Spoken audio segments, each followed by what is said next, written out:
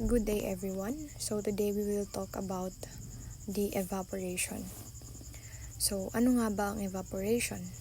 Ang evaporation ay pag-transform or pag-convert ng water into gas or into water vapor. So paano nga ba yun nangyayari? So example na lang is yung sa bodies of water. Paano nga ba siya nag-evaporate? So if there's heat from the sun, the molecules of the water excite and the kinetic energy increases. And again, if water is heated, the molecules will not that close. Kasi nga, di ba, ang molecules ng isang water or ng water is compact siya, or they are so close to each other. So it will go outside from the water phase into gas. And because gas is less denser than the air, magra-rise siya. Kasi nga, di ba, kapag less dense ang isang bagay, magra-rise siya. So, yung nag-rise na yon is water vapor na rin siya. So, yun na yung evaporation. Okay? Now, let's proceed for methods for estimating potential evaporation. So first, we have the energy balance method. So this method is actually measured rate of evaporation. So it is all about calculating the evaporation due to sun coming on the soil or on the bodies of water. So it is usually used sa pag-calculate ng evaporation sa mga bodies of water such as lakes or even oceans and other. And we have two equations here, so we will further discuss that on our example. So let us first have the example number 1. The mayor of Cotabato City wants to build a new water supply reservoir. The mayor wants to know the rate of evaporative loss at mean temperature is 26.6 degrees Celsius, wind speed is 1.6 meter per second, and relative humidity is 85%. So let us solve it using the energy balance method. So we have here the formula. Rate of evaporation is equal to net radiation over latent heat times the density of water, which is ang density of water is constant na. So first, sulat natin yung given. We have the temperature na 26.6 degrees Celsius, the net radiation na 200 watts per meter squared, and the constant density of water na 1,000 kg per cubic meter. So solve na natin yung latent heat natin na this formula. And then, ayan, plug lang natin yung value ng T. So, 2.501 times 10 to the power of 6 minus 2370 times 26.6 degrees Celsius. So, it is equal to 2437958 joule per kilogram. So, bakit nga ba joule per kilogram? It is because ito yung kanyang unit or yung unit for this equation. So ayan. Now proceeding, ER is equal to 200 joule per second meter squared over 24,37958 joule per kilogram times ang density ng water. So kung tataka kayo kung paano nakuha yung joule per second, it is just galing lang siya doon sa given na ating net radiation na watts. So i-convert lang natin siya into joule per second para ma-cancel natin yung sa baba and para makuha natin yung unit ng evaporation. Okay, so cancel na yung joule, kilogram, and then yung meter squared, and isa lang ang tirang meter. So, ang natira lang is meter per second. So, it is equal to 8.204 times 10 raised to negative 7. Yeah. So, meter per second squared. So, ika-convert natin siya into mm per day kasi ngayon yung unit ng ating evaporation, right?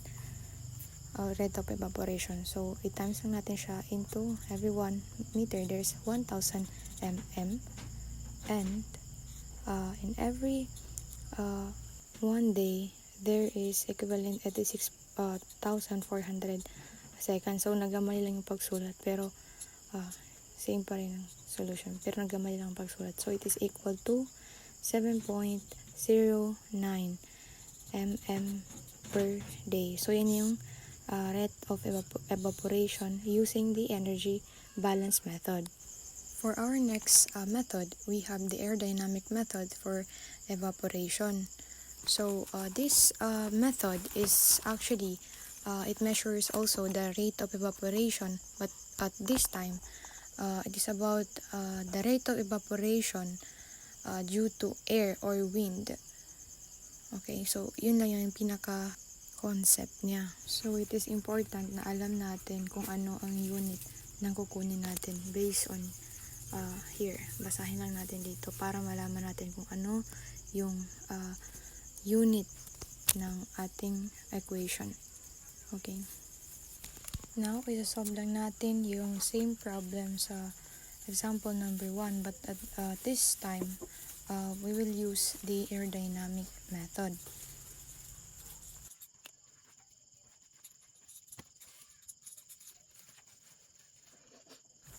So we have the rate of evaporation is equal to B times E sub AS minus E sub A, where yung ating E sub A is a rate of evaporation, yung B is the vapor transfer coefficient, yung E sub AS is saturation vapor pressure, and then yung E sub A is the actual vapor pressure. So if you're wondering kung saan natin nakuha yung data na to, so let me show you this figure. So, we normally measure wind at meteorological station, which is often 2 meter above the ground or off the ground. So, meron tayong tree dyan, at ito yung ating wind tower. Let's bear with my drawing, guys. So, that one, yung nakakurbada, yan yung kunwari na reserva natin or yung ating lake. Just bear with it. Ayan. So what we are trying to measure here is the rate of evaporation from reservoir or lake, which is this. So we are trying to calculate E sub A, and this is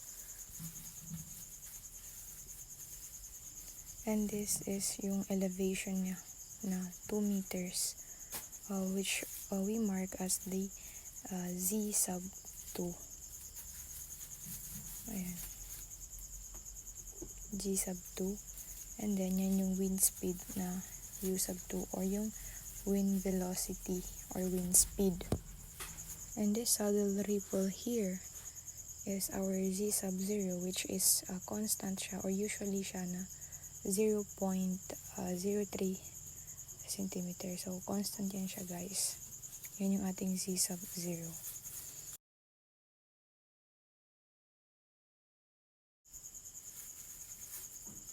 And this is the wind velocity, which is equal siya sa 1.6 dyan sa given. Dyan sa example number 1, right?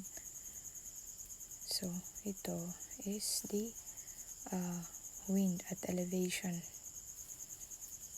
Okay, guys, so I hope you understand kung saan tayo nag-come up ng data doon sa ating formula or equation dito. So, again, this is wind speed is equal to 1.6 meter per second. So, since in centimeter yung ating Z sub 0, so i-convert din natin yung ating Z sub 2. So, magiging 200 centimeter na siya. And then, i-plug na natin doon sa ating formula. Ayan. 26.6 meter per over the ln 200 centimeter over 0.03 centimeter and then squared, and then it is equal to 2.105 times 10 raised to negative 3 mm per day Pascal. So it is important to know kung ano yung unit ng ating hahanapin, like what I said. So hanapin naman natin ang E sub AS. Ito yung ating formula over, and then now ipa-plug lang natin yung value ng ating T, which is equal to 26.6 degrees Celsius. And then 1.27 times 26.6 and then plus 26.6 degrees Celsius. So ang ating E sub AS is equal to 3483.663 Pascal. So ayan na. So isa na lang yung hahanapin natin, which is yung E sub A. That is equal to RH times E sub AS, where RH is relative humidity, which is equal siya to 85%, and then it is equal to 0.85 in decimal. So ayan, times lang natin siya, which is ito yung value ng E sub AS, 346. Yeah. So E sub A is equal to 2961.114 Pascal. So since na-attain na natin kung ano yung kailangan nating hanapin ngayon, solve na natin yung value ng ating E sub A. So A B 2.105 times 10 raised to 3 mm times yung E sub AS na 3483.66 Pascal minus yung E sub A na 2961114 Pascal.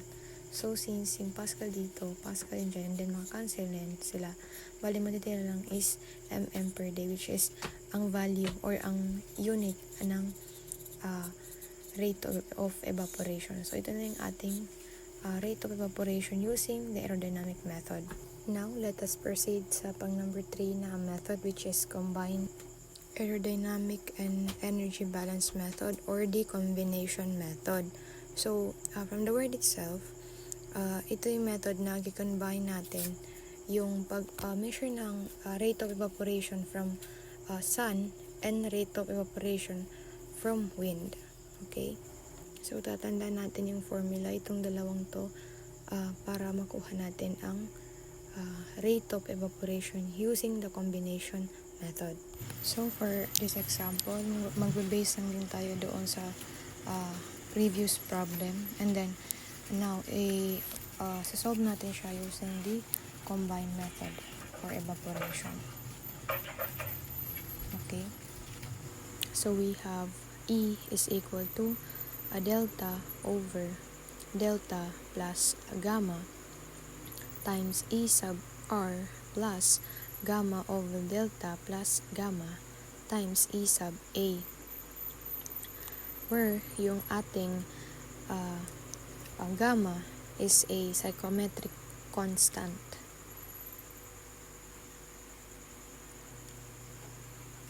Yan. And that is equal to 66.8 Pascal per degree Celsius. Now,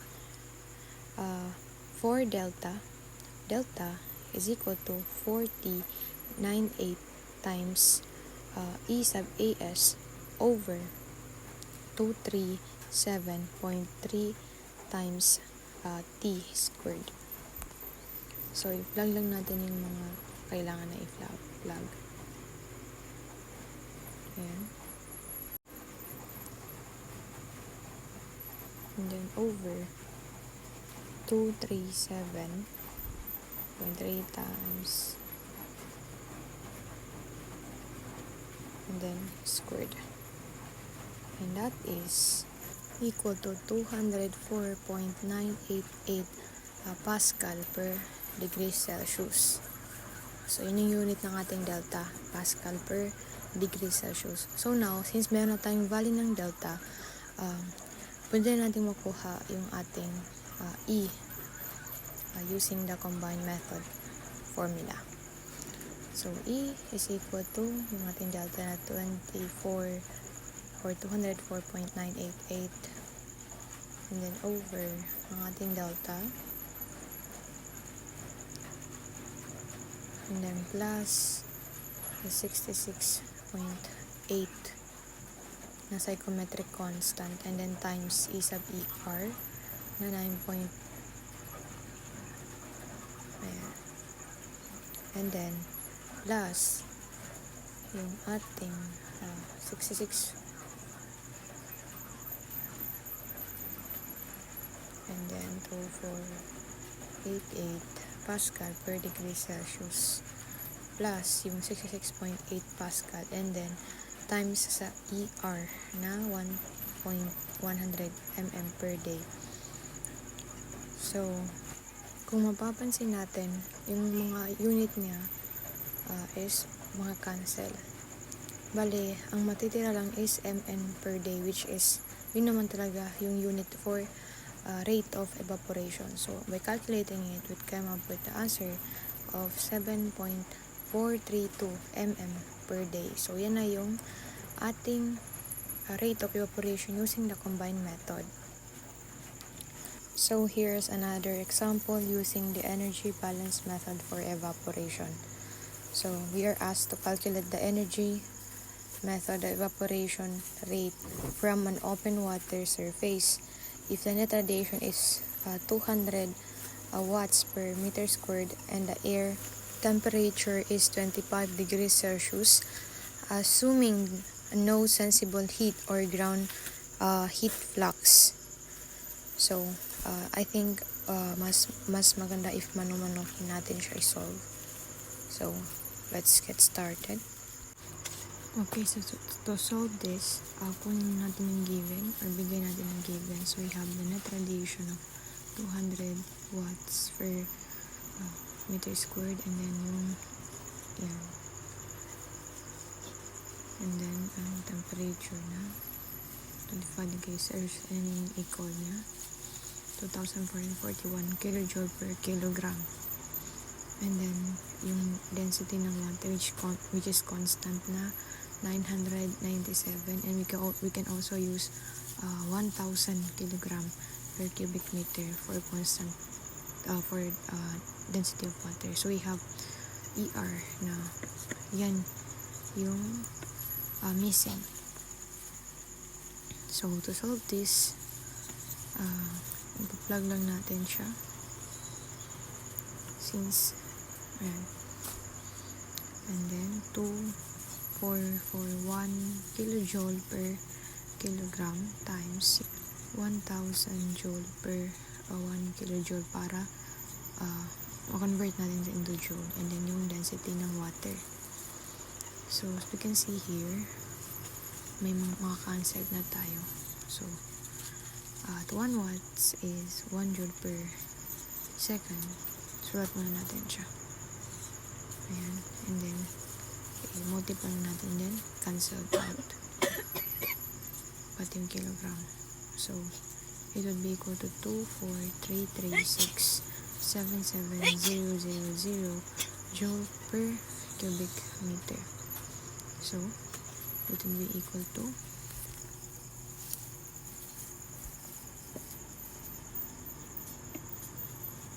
cancel natin yung joule pati yung meter squared. But it will be equal to 8.22 times 10 raised to negative 8 meter per second. So, since ang kailangan natin hanapin na unit is mm per day kasi yung unit ng evaporation. So, i-times natin 1 meter there's 1,000 mm and in every 86,400 seconds there is 1 day. So yan, cancel out, and then calculate lang natin siya. And pag-calculate natin siya, maglabas is 7.10 mm per day. So, yan yung rate ng evaporation natin. So, for our next example for aerodynamic method, calculate the evaporation rate from open water surface by the aerodynamic method with air temperature 25 degrees Celsius, the relative humidity of 40%, air pressure is 101.3 kilopascal, and wind speed of 3 meter per second, and all measured at height of 2 meter above water surface. Assume a roughness height of 0.03 centimeter. Okay, so let us solve this one. Okay, so to solve this, bigay muna natin or sulat muna natin yung given. Ayan, which is na-state din doon kanina sa question. So, yung iba na like ito, yung K is doon natin makuha sa table na pinakita ko kanina. So, balikan nyo na lang yung table kasi andun din naman yung lahat. Ay naka-indicate doon kung kailan siya mag-equal ng ganyan or ganito. So, yan. Sulat lang natin.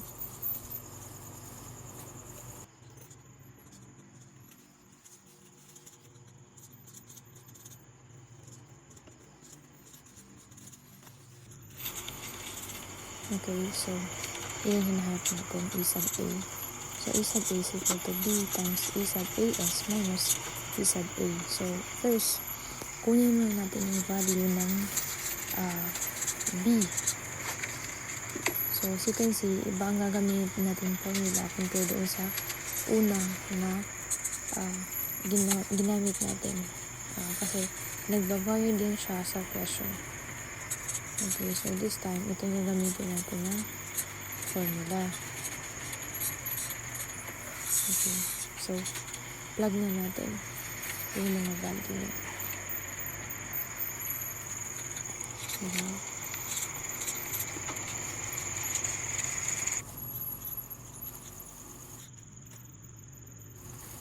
Okay, so yung relative humidity na 0.4 and yan, density of water na 1.19, density of air, I mean. And then, yung wind speed na 3 meters per second over yung ating P na 101.3 times 10 raised to 3 kilopascal, and yung density of water 997 kilogram per cubic meter, and then ln yung 200 centimeter over 0.03 centimeter, and then squared. So cancel muna natin yung mga unit na pwedeng ma-cancel. So yan, as you can see, ang natira lang is kilopascal, which is i-convert natin siya into pascal, and then yung meter per second. So ito na yung result niya after natin siya convert. So ngayon, yung solve naman natin is yung value ng E sub ES. E sub ES yan, guys. Yan. And then, yung E sub A, which is relative humidity times E sub AS. So, that is equal to 0.4 times 3167 Pascal. And that will be equal to 1267 Pascal. So, since nakuha natin lahat ng value na kailangan natin, solve na natin yung ating E sub A. So, we have 4.5, 4 times 10 raised to negative 8 m per Pascal second times yung E sub AS na 3167 Pascal minus yung E sub A na 1267 Pascal. So, cancel natin yan. So, ang matitira lang after calculating is 8.67 times 10 raised to negative 8 and meter per second. And then, i-convert natin siya into mm per second like yung ginawa natin kanina. Same lang din yun. Okay, so, ang ating E sub A will be equal to 7.45 mm per day. So, ayan na yung ating rate of evaporation. Okay, so this ends my report. Thank you so much for listening. And if you have any other question, feel free to ask me.